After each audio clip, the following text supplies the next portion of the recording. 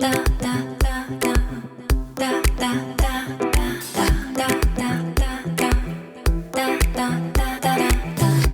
to the Unusual History of Everything, the podcast that uncovers the unusual history of everything around us.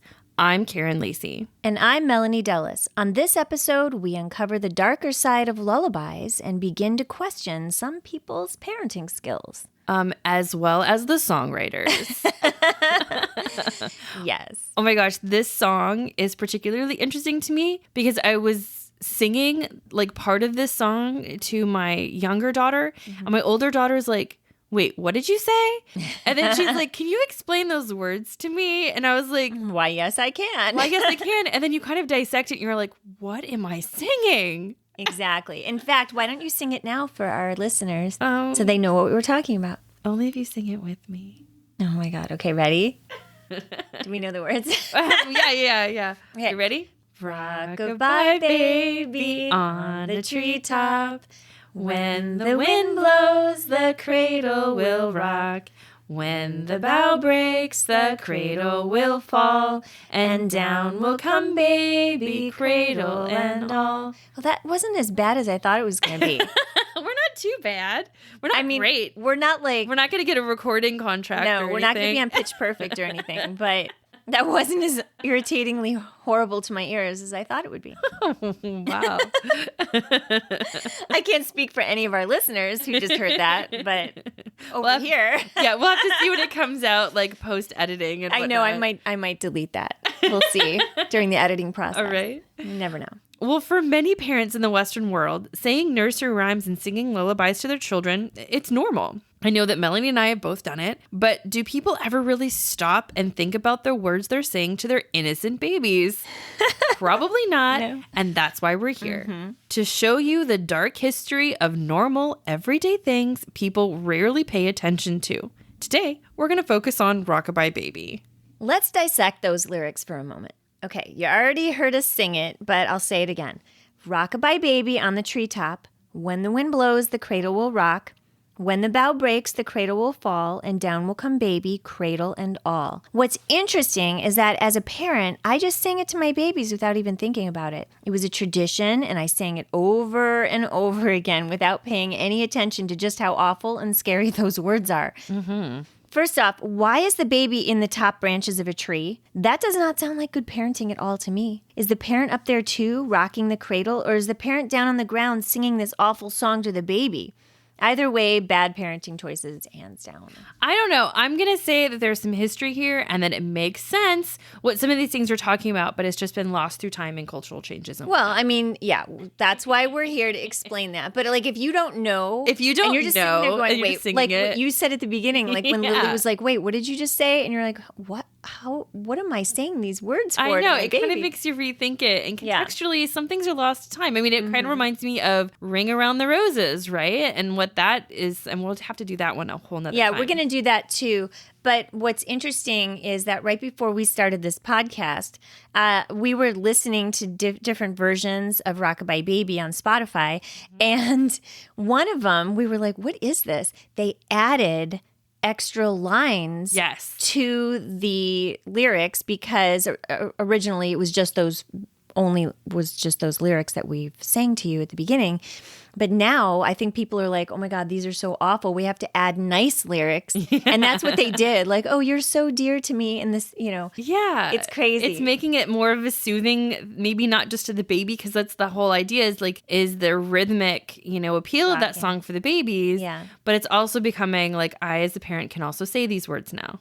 But we don't. I mean, I didn't know until today that they added extra nice words to the more lyrics that are nicer. I didn't know. I don't think anybody knows those lyrics. If you search it up. Yeah, but do you know them by heart? Not necessarily, but we have like lullabies that we play like on like from like Pandora or whatever, like on repeat, like when we're putting the kids to sleep. And so all these new songs pop up that people are doing. So we've seen a couple versions. The point is you don't remember the new versions, the add-on niceties of these lyrics. We only remember these horrible first original versions. It's kind of like Grimm's fairy tales, right? We know the Grimm version, not the Disney version. Right. Well, let's get back to this baby in the cradle, right? Yeah. So how long does the baby in the cradle have to be in the tree before the bough breaks and they fall? And what happens to the baby once it falls? Like that last one, like what happens to the baby once it falls was always like something that I thought about, right? Yeah, they just leave it. They just walk away? Or do they get the baby and you catch the baby and it's like don't this tell big us. thing? Yeah. So the whole scenario, if you really think about it, it can be a little bit violent and abusive and something that, is sure to give those kids nightmares. Why it was ever considered a good nursery rhyme and lullaby is a little beyond me, but I still want to give it a little bit. I have a little bit of faith. Yeah. That it's got something. I think there's probably some like hidden moral behind it. But it might not make much sense either, as, the baby wouldn't get it, by the way. But someone did write it, and there must have been a good reason or at least some sort of inspiration, right? Right. Like most strange things, there are several stories that have been attributed to the beginning of Rockabye Baby over the years, and no one really knows which one is true. But a couple of them, they sound reasonable. What we know for sure is that Rockabye Baby first appeared in an English book in 1765. But was it around before then? Possibly. One origin story states that in 1620, a pilgrim boy who came to America on the Mayflower was observing the traditions of the Wampanoag people when he noticed the mothers using birch bark cradles for their infants. The mothers would hang the cradles from low tree branches so that the breeze would gently rock the babies to sleep, which would allow the mothers to work. This sounds like a very reasonable origin story, although I couldn't find anything about any Native Americans doing this. They did put their babies on cradle boards to carry them around, and some did fashion a small cradle out of plant materials, but the only mention I could find involving a tree is from the Apache tribe. When a baby died, they would wrap it in blankets, place it in its cradle, and hang the cradle in the upper branches of a tree so its little tiny weak soul could make its way to the spirit world easier. Aww. A much different origin story for Rockabye Baby comes out of England's Glorious Revolution of 1688. This one states that it was supposed to be an allegory about political unrest, not a lullaby. It all began in a British pub, as many things do. The lyrics, historians say, refer to the infant son of King James II of England, expressing the hope that the baby dies so the king could be overthrown. Interestingly, another version has it the king's nephew and son-in-law blowing into the birthing room like the wind and switching a possibly dead baby with the live Catholic baby. And in this version, the cradle represents the royal house of Stuart falling from the family tree and breaking. It's also like another reasonable one. Yeah. A very popular story for Rockabye Baby's origin, and in my opinion, the likely winner, claims to be based on a real-life family out of Derbyshire, England. It says that back in the 1700s, Kate and Luke Kenyon and their 8 children lived inside a hollowed-out yew tree that was humongous and very old. Some say 2,000 years old. Legends state that the dad whittled one of the large branches into a cradle, which lulled the babies to sleep when the wind gently blew through the tree branches. When we investigated this story, several things were true. The parents and 8 kids were real, the tree is real and still there, and there was a makeshift cradle whittled into a portion of it.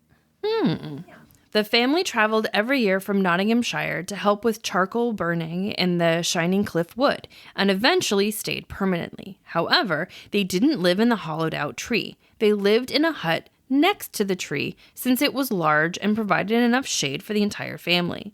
While they worked burning the charcoal, they placed their babies in the whittled areas of the tree, and Kate would sing to them, eventually, they say, coming up with the Rockabye Baby lullaby. No word on why she included the lines about the baby falling. There is one person, a woman named Effie Crockett, who happens to be the cousin of Davy Crockett, who claimed that she wrote the Rockabye Baby lyrics in 1872 in order to calm the crying infant she was looking after.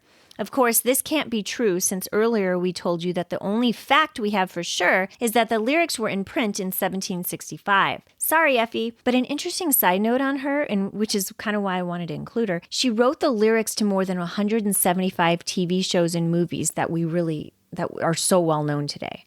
It's pretty cool. Wait, how could she do that if she said she wrote it in 1872 and TV didn't come around until after the thing? She was alive. She was alive for a really long time. Yeah. Oh, okay. For a second, I'm like, wait, what? The ghost came back and did all this. See our ghost podcast. I was like, I'm not great at math, but like, huh. All right. But yes, in 1765, Rockabye Baby was printed in the book Mother Goose's Melody under the name Hushabye Baby. The book was a compilation of nursery rhymes published by John Newbery, considered to be the father of children's literature and paving the way for the genre in the literary market. In the book, the words are followed by a footnote that implies it is a cautionary nursery rhyme. Quote, "This may serve as a warning to the proud and ambitious who climb so high that they generally fall at last." End quote. There is no mention as to who the author is or if the nursery rhyme was around prior to publication, but many historians believe it was around for at least 200 years before.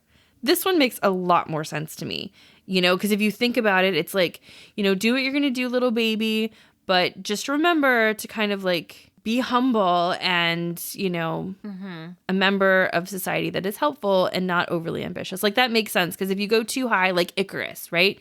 You climb to or fly too high to the sun, your wings will melt and you fall to the ground. Like that kind of is in that same genre. But the thing about it is, like, I agree with you. But the thing also in the back of my head is that these are supposed to be, like, are kids going to really get this? That's not the point. I mean, think about all of the cautionary little stories that you tell your kids. Like, you're talking about the Grimm's fairy tales. I know, but those are for older kids who have an understanding of things. These are lullabies for infants. Yeah, but a lot of those you start really early on, and they're creepy. Like, if you really think about it, a lot of this stuff is super early on. You just start exposing it to them, and it's just a known moral. So many things you tell kids are morals. It's true. Well, today's version of Rockabye Baby differs from Hushabye Baby only in those opening words. Everything else is the same. The nursery rhyme was turned into a lullaby in the early 1800s with the rockabye words. In 1805, Songs for the Nursery, one of the first 4 English nursery rhyme anthologies, created the rhyme, quote, "Rockabye baby, the cradle is green, father's a nobleman, mother's a queen," end quote. Then, in 1824, Blackwood's Edinburgh magazine printed this very recognizable version. Quote, "Rockabye baby on the treetop, when the wind blows, the cradle will rock. If the bough breaks, the cradle will fall, then down tumbles baby and cradle and all," end quote. Notice that, if the bough breaks, they say. And we say today, when the bough breaks. So that version implies that didn't imply that the baby was going to die. Mm-hmm. Just that they had to be careful because if the bough broke, the baby would fall and get hurt, right? And today we changed it to when the bough breaks. Like, it's just inevitable. It's going to break and you're going to die.